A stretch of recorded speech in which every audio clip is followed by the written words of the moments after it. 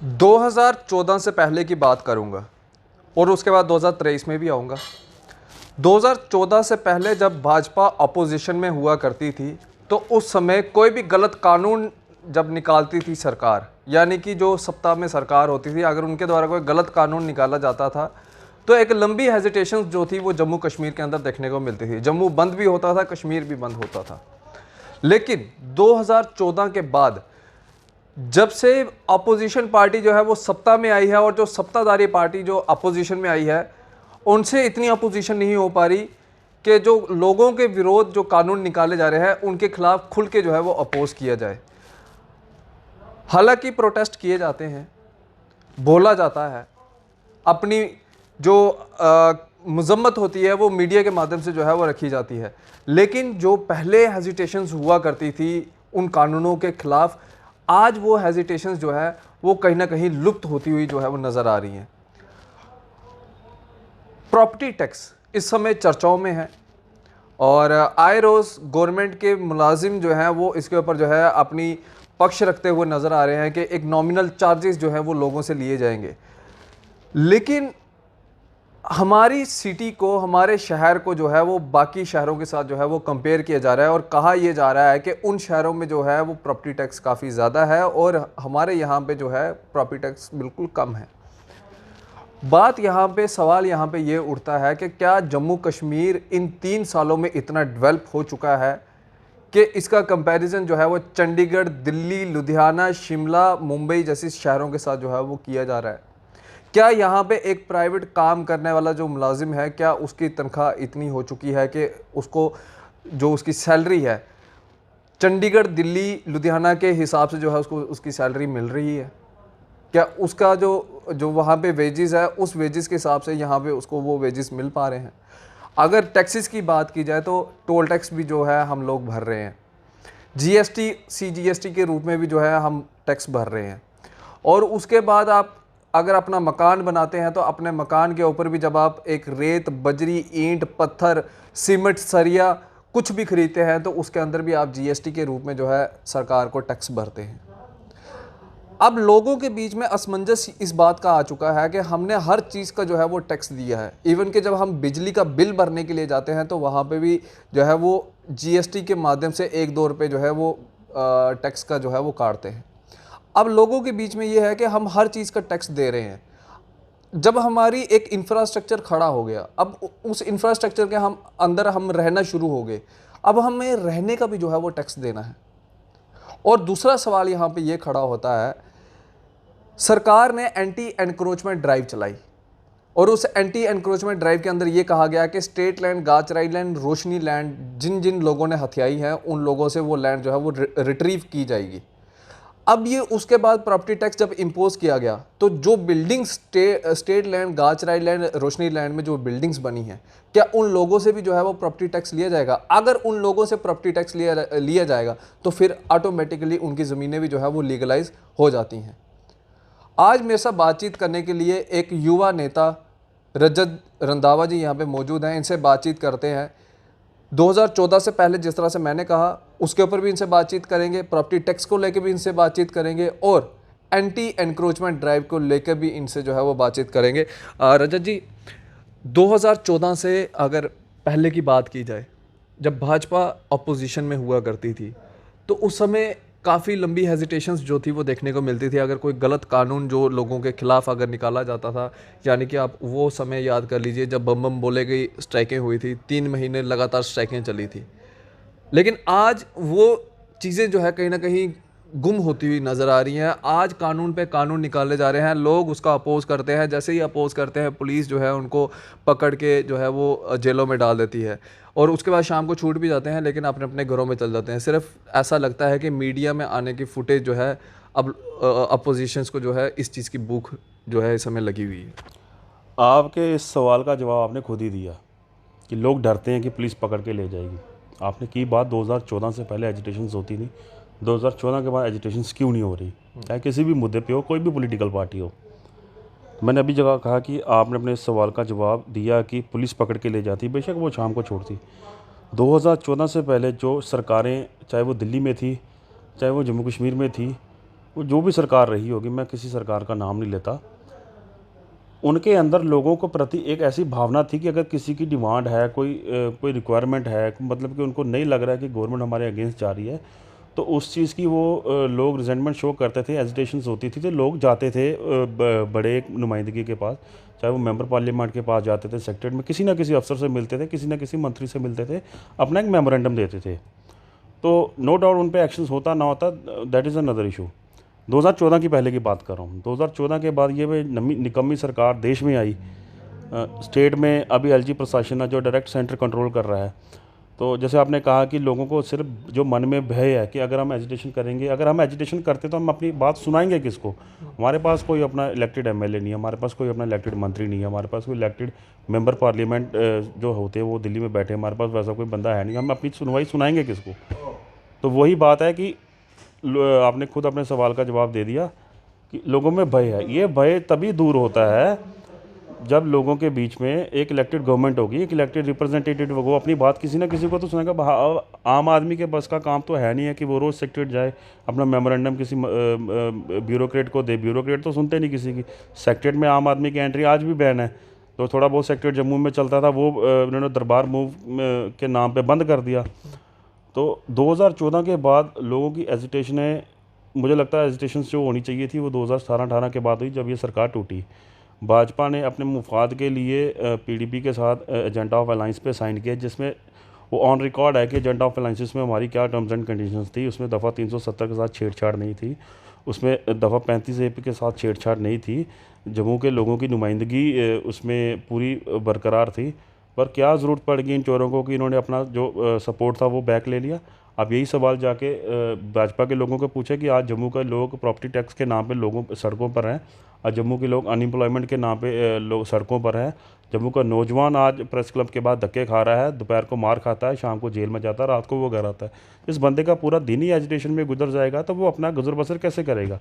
वो कोई गवर्नमेंट के पास क्योंकि कोई विजन नहीं है, कोई पॉलिसी नहीं। गवर्नमेंट तो मैं समझता हूँ नहीं। एक 2019 के एमपी इलेक्शन में अपनी ज़मानत जब्त करा के एक बंदा हमारे ऊपर बैठा हुआ है, जो अपने स्टेट में अपने आप सीट नहीं बचा सका, वो रोज़ टीवी में इंटरव्यू देता है, भाषण देता है कि हम इतने करोड़ लगाएंगे, हम इतने करोड़ लगाएंगे। तो मुझे लगता नहीं है लोग समझदार हैं। जिस बंदे का अपना विजन होता तो वो अपनी सीट बचाता ना वहाँ पे मेंबर पार्लियामेंट की। किसकी जमानत जब्त हुई है? खुल के बोलिए ना। खुल के सब पूरी दुनिया को, पूरे जम्मू कश्मीर को पता कि मैं नाम क्यों, मैं पर्सनली किसी को बोलूँगा, समझदार को इशारा काफ़ी है, मैं आपको बताता हूँ ना। तो जिस बंदे ने अपनी मेंबर पार्लियामेंट इलेक्शंस, जिसको बीजेपी ने उसकी होम स्टेट से उठा के हमारी इस स्टेट पे लगा दिया, जिसको डोगरी बोलना नहीं आती, जिसको कश्मीरी बोलना नहीं आती, जिसको गोजरी नहीं समझ आती, जिसको भद्रवाही नहीं समझ आती, वो जम्मू कश्मीर का उत्थान करने के लिए हमारे सीट पे बैठा दिया।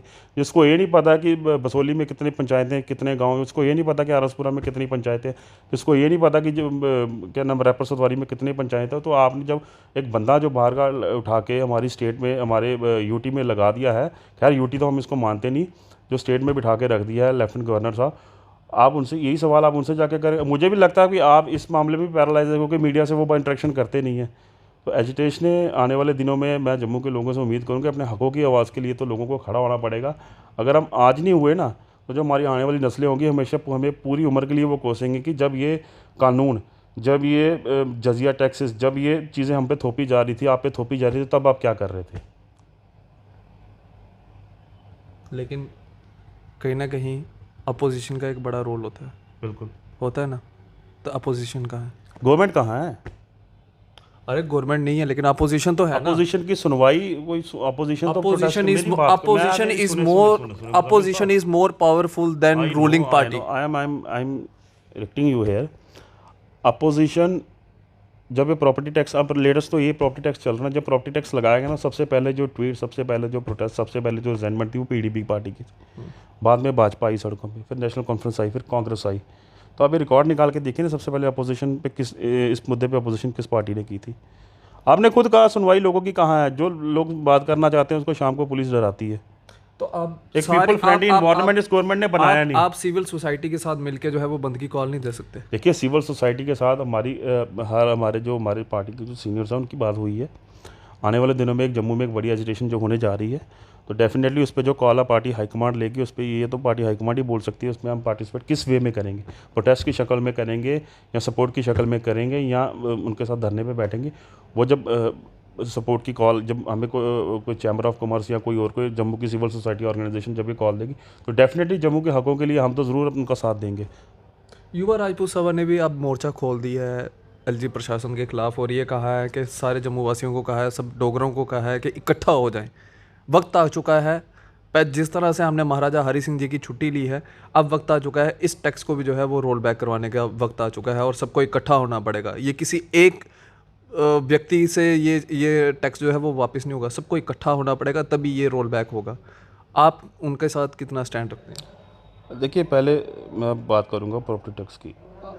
इंसान जब मकान बनाता है, इंसान जब मतलब कि अपना आशियाना बनाता है, तो वो हर चीज़ में अपना टैक्स देता है। जब आप सामान लेते हो, सीमेंट खरीदते हो, रेता बजरी खरीदते हो, सरिया खरीदते हो, अपने नक्शे पास करवाते हो, चाहे जेडीए से, चाहे म्यूनसिपैलिटी से, चाहे आप मतलब कि रेवेन्यू की ड्यूटी करते हो, रजिस्ट्री करते हो, हर चीज़ में टैक्स लगता है। जब हर चीज़ में टैक्स लगा, रहने के लिए भी टैक्स देना पड़ेगा। मुझे पता, सबसे बेवकूफ़ फैसला प्रशासन का है कि आप अपने घरों के अंदर रहने के लिए, रात को सोने के लिए भी टैक्स देना पड़े।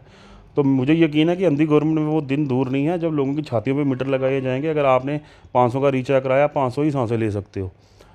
ऊपर से नखल्ले बयान दिए जाते हैं कि लोग आईफोन रखते हैं, इंटरनेट चलाते हैं, जब उस पर टैक्स। भाई साहब, जब हम इंटरनेट चलाते हैं, जब आईफोन तो हम प्रीपेड एडवांस में 100 रुपये का रिचार्ज कराते थे, हमें 75 रुपये मिलते थे।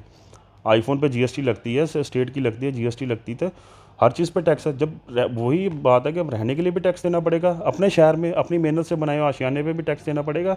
तो अंधी सरकार में वो दिन दूर नहीं है जब लोगों की छातियों में मीटर लगा दिए जाएंगे कि इसमें आपने उतनी ही सांस लेनी जितना आप टैक्स दे पाओगे।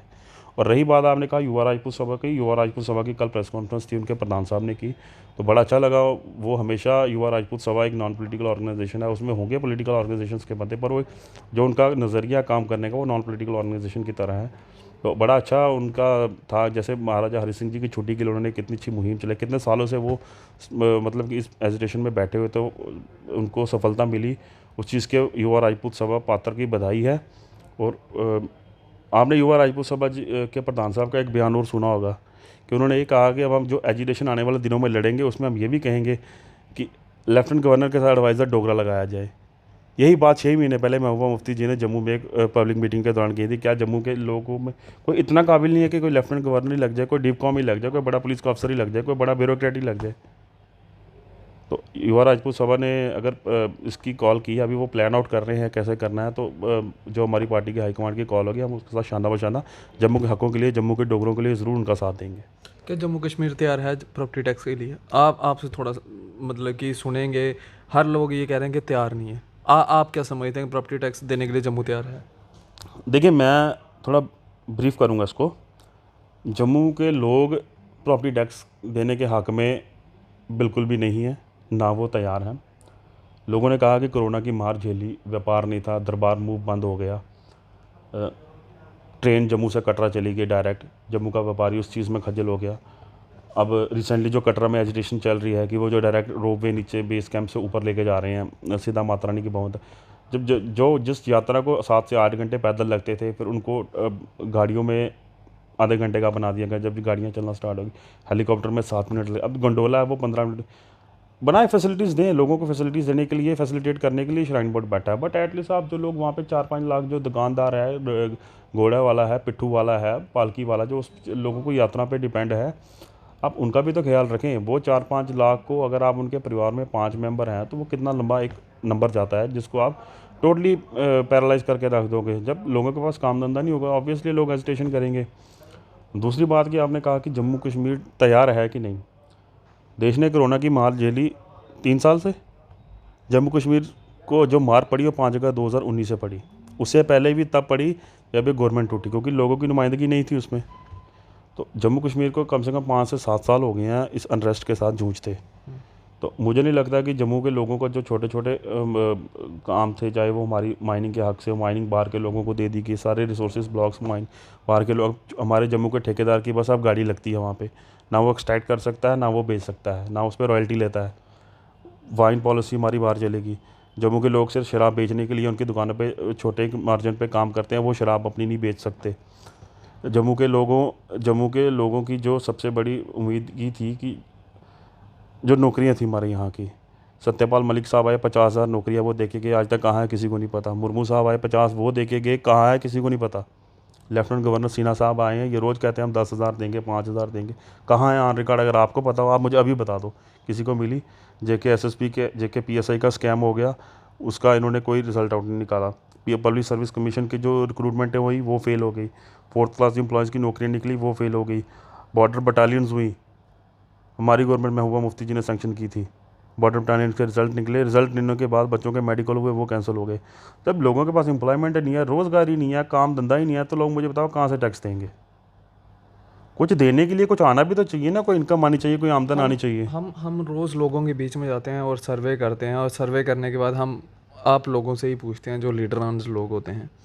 लोग ये कह रहे हैं कि अगर आज जम्मू कश्मीर की अगर ये स्थिति बनी है तो इसका अगर कोई कसूरवार है तो मैडम महबूबा मुफ्ती जी हैं। कैसे? क्योंकि वो कश्मीर को ज़्यादा देखते रहे, जम्मू को कम देखा, और उससे डिफरेंस आने की वजह से जो है कहीं ना कहीं जम्मू के लोगों ने ये कहा कि इस दफ़ा को तोड़ा जाए, और यहाँ पे जो है दफ़ा तोड़ने के बाद जो है एक खुशहाली आएगी। लेकिन बहरहाल उनके उम्मीदों के ऊपर पानी फेरा गया सेंटर के द्वारा, वो लोगों का कहना है। लेकिन साफ तौर पे लोगों का निशाना जो है मैडम महबूबा मुफ्ती जी है।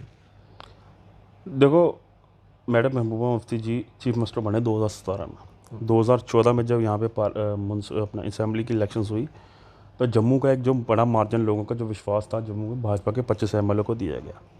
महबूबा मुफ्ती जी की जो पीडीपी पार्टी जिसकी आज वो सदर हैं, उनके पास 28 सीटें थी। जो आंकड़ा सरकार बनाने के लिए हमें चाहिए था ना, जो महबूबा मुफ्ती जी को, जो पार्टी प्रेसिडेंट को चाहिए था, वो श्रीनगर से पूरा हो जाना था। कश्मीर में होने को नेशनल कॉन्फ्रेंस अनकंडीशनली सपोर्ट देने को तैयार थी, कांग्रेस हमें अनकंडीशनली सपोर्ट देने को तैयार थी, वो हमें फुल फ्लैज सपोर्ट देने को तैयार थी कि जैसा आप डिसाइड करेंगे वो हमें सिर्फ गवर्नमेंट का हिस्सा बनाए। पर नहीं, मुफ्ती मोहम्मद सईद साहब की ये सोच थी कि जम्मू को अगर निगलेक्ट किया गया, जम्मू के मैंडेट को अगर निगलेक्ट किया, जो दरार तब पड़ती, क्योंकि यहाँ पे दरारें डालने वाले बड़े या भरने वाला कोई नहीं है। ये भाजपा सरकार ही लोगों में दरारें डालती है, इनकी जो आर्मी है ये लोगों के बीच में दरारें डालती है, हिंदू मुस्लिम। मुफ्ती मोहम्मद सईद साहब की तब की सोच थी कि अगर हमने जम्मू के मैंडेट को निगलेक्ट किया तो ये जो हमारा आपस में एक जो गैप जो बना हुआ था पिछले कई सालों से, कई गवर्नमेंटों की वजह से, ये कभी फिलअप नहीं होगा। वो चाहते तो कांग्रेस और नेशनल कॉन्फ्रेंस के साथ सरकार बना सकते थे, पर उन्होंने सरकार बनाई भाजपा के साथ 25 एमएलए के साथ हाथ जोड़ के। तो मुझे बताएं, अगर महबूबा मुफ्ती जी के फादर साहब जो हमारे होम मिनिस्टर भी रहे हैं, होम मिनिस्टर ऑफ इंडिया रहे हैं, वो चीफ मिनिस्टर 2002 में भी बने, 2014 में भी उनकी सरकार में भाजपा ने सरकार बनाई थी ना। आज कहाँ है भाजपा के लोग? तो जब वो मेमोरेंडम अपना एजेंडा ऑफ अलायंस साइन किया, आज क्यों अपने आप लोगों के मीडिया के सामने क्यों नहीं आकर सफाइयाँ देते कि हम यहाँ तो बोले कि हमसे ज़बरदस्ती कराएगा, क्योंकि उनका अपना लालच था गवर्नमेंट बनाने में। तो ये बात का कोई तुक नहीं बनती, सवाल का कोई मतलब कि कोई बेस नहीं है कि महबूबा मुफ्ती हमेशा कश्मीर को रिप्रेजेंट करती है और जम्मू में आती हैं। नहीं, ये मैंने नहीं कहा, ये लोगों ने कहा। लोगों ने कहा ना, लोगों में मिसकंसेप्शन है, और यही भाजपा के लोगों ने डाली है कि अगर आप वो ये भी कहते हैं कि महबूबा मुफ्ती हमें काम नहीं करने देती। भैया, जब वो काम नहीं करने देती थी तो आप क्या उनके आसपास क्या कर रहे थे? आप देते ना रिज़ाइन। अगर आपको सत्ता से इतना प्यार नहीं था, जम्मू से इतना प्यार था, आप दे देते रिज़ाइन। आपको क्यों जब स्टेट एक अच्छे ट्रैक पे चल रही थी, आज हमारे जो डेली वेजर्स जो प्रेस क्लब के बाहर बैठे हैं, हर जगह बैठे हैं, कितने मुलाजिम हैं? 60,000। आप गूगल करके देखना महबूबा मुफ्ती की गवर्नमेंट ने कितने डेली वेजेस को रेगुलराइज करने की पॉलिसी इम्प्लांट की हुई थी, कितनी पॉलिसी सेक्रेट में आ चुकी थी। 60,000 मुलाजमों को रेगुलराइज किया जा रहा था। रिकॉर्ड बना, पूरा मेमोरेंडम बना, पूरी डिटेल्स बनी, किसको क्या देना है, किसको क्या देना है। जब साइन करने की बारी आई तो ये बीजेपी वालों ने क्यों बैकअप किया, क्यों सरकार तोड़ी? राजनाथ सिंह जी ने 11,000 पत्थरबाजों को छोड़ा, क्या राजनाथ सिंह जी देशद्रोही हो गए?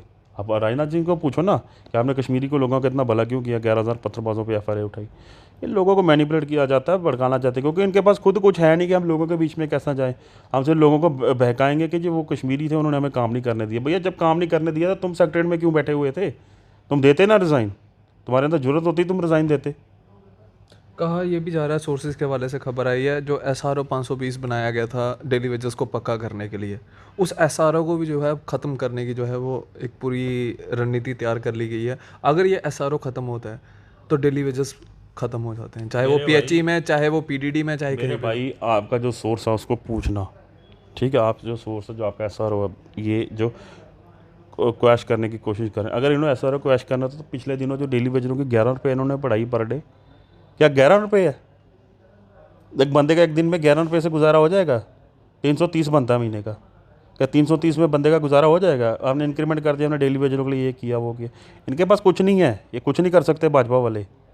इनके पास सिर्फ बातें हैं, हिंदू मुसलमान हैं, जम्मू कश्मीर है, ये हुआ वो हो गया, कुछ नहीं कर सकते ये। जब तक कोई इलेक्टेड गवर्नमेंट नहीं बनती, डेली वेजरों के साथ हमारी सिंपत्ति है तो अभी तो मैं वो मुफ्ती जी ने 60,000 बंदे रेगुलराइज करने लगे थे। इन्होंने खुद बैकअप छीना हमसे, भाजपा वालों ने।